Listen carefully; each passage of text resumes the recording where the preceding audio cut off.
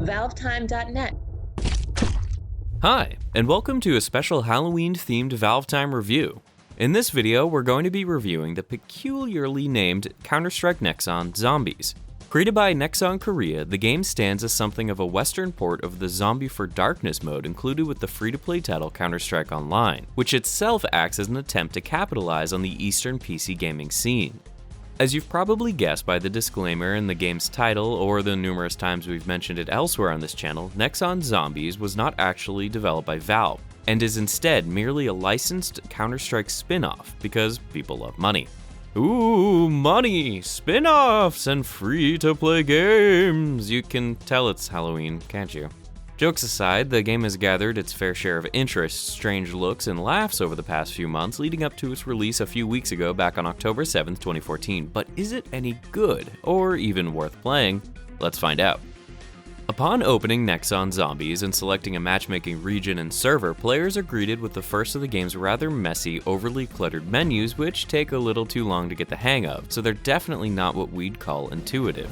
From this point, you're given the option of selecting from numerous mostly samey PvP game modes, most of which amount to run away from the zombies and shoot them until they die.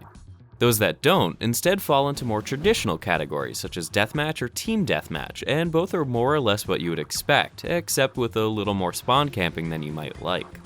Once you do get into a match, however, the game changes from a small window client into a full-screen version of Gold Source, the engine used to power Half-Life, Counter-Strike 1.6, and Counter-Strike Online. Yes, the modified Quake engine released around 16 years ago. As a result, the game loads quickly but also looks and sounds extremely aged for what we're supposed to consider a new title, making it feel a lot like a long overdue mod than a brand new game.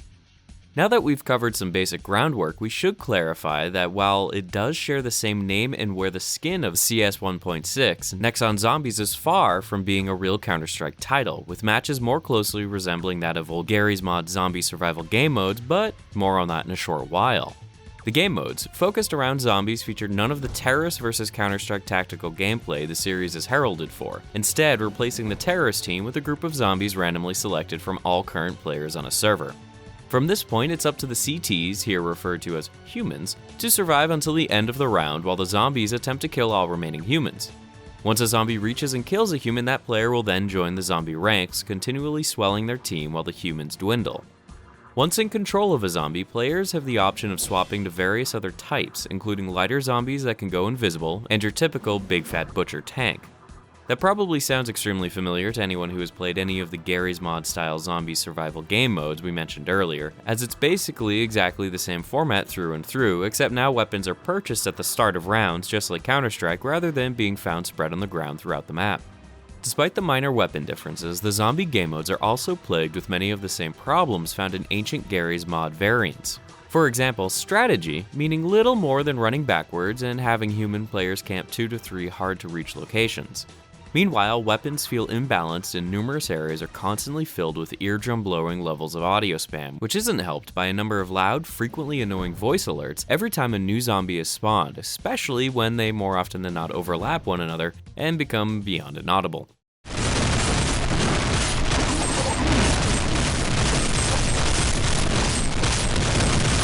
While certain zombie classes can dislodge crowded groups of survivors with small explosives, the included maps still feature numerous examples of cramped locations perfect for extended periods of unfair camping, something none of the different zombie types seem to be able to do much about.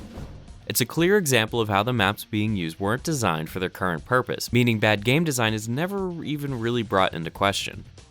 Troublesome camping spots are only worsened by some really frustrating hit tagging and knockback, which makes zombie movement next to impossible while being shot at from a single target, never mind several at a time. As we mentioned earlier, the noticeably aged visuals and basic gameplay from Counter-Strike 1.6 do little to help the game other than providing it with some reasonably satisfying gunplay. But the engine does provide some other useful benefits. These include over 50 bundled maps, most of which are brought in for 1.6 to create slightly modified spooky nighttime versions of classics such as Dust 2, Assault, and Militia, before allowing them to act as the battlegrounds for relatively mindless but still occasionally enjoyable zombie slaughtering. That said, just don't try and play the team deathmatch game mode we mentioned earlier on any of these classic maps, as it would appear the original team's start points are still in place, turning matches into something of a spawn camping kill snorefest. That aside, the wide range of maps should mean that there is definitely no shortage of arenas to play in, even if most of them are recycled. Where Nexon Zombies differs even further from other Counter-Strike titles is through its free-to-play business model. Much like Dota 2 and Team Fortress 2, players are periodically awarded crafting items and weapons as they play, allowing larger items or rewards to be crafted from components without having to put in any money whatsoever.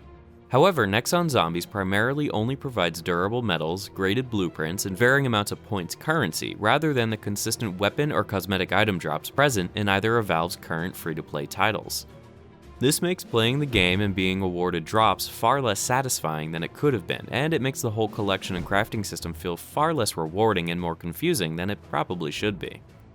That brings us to the in-game store, which offers various forms of in-game upgrades such as weapons, cosmetic skins, extra crafting materials, battlefield improvements such as free respawns, and much more. While many of the items can be purchased with in-game points awarded for playtime, a decent number of them require real-world currency, mostly for crafting ingredients and temporary skins, which really just don't seem that worth it. While most purchases provide positive benefits for the player regardless of whether they're playing as the humans or the zombies, it doesn't really change all that much when so much of the game feels so imbalanced in the first place. The benefits of having the more advanced ammo kits or weapons are extremely noticeable, which can make rounds as the zombies extremely frustrating as you pointlessly attempt to storm a human stronghold filled to the brim with tripod-mounted machine guns ready to slaughter you on sight. The game occasionally provides static time bonus item drops after periods of extended playtime, such as 10 minutes of continued play, etc., rather than simply relying solely on random rewards. It's all fine and good in theory, but we did notice that you can pretty easily circumvent and exploit the system by simply idling on the main menu, of all places, which provides exactly the same set of bonuses as if you were playing full matches. Another rather neat addition are daily challenges, referred to as missions, which also provide some minor incentives for returning players, even if they do feel a little cheap and automated, relying on basic automatic word filtering scripts such as play, insert game mode, on, insert map, for, insert reward. Generally, the free-to-play model used by Nexon Zombies is neither fun, creative, or particularly fair, and we'd definitely rather step away from this game altogether than ever put any kind of real currency into it. Above all else, Counter-Strike Nexon Zombies feels a lot like wasted potential, bringing so many classic maps, weapons, and gunplay together only to have them thrown away by boring, repetitive game modes, imbalanced combat, and a completely messed up business model. It can occasionally bring fleeting moments of dumb fun, but we're mostly shrouded in boredom, repetition, and earache. If you're looking for something to play with your friends this Halloween, it might be worth checking out for a short while if you're not willing to spend any money, but you're definitely better off sticking with Left 4 Dead or this year's Scream Fortress event if you have the option. And those are our thoughts on Counter-Strike Nexon Zombies, so hopefully you enjoyed our review. If you've played the game for yourself, be sure to let us know what you think of it in the comments below. Be sure to subscribe to our YouTube channel and to follow us on Facebook and Twitter to keep up to date with the rest of our Halloween Week 2014 content. Don't forget to check out our recently released episode of A Minute With, where we take a look at Left 4 Dead 2, and feel free to check out our previous reviews. Thanks for watching, and bye for now.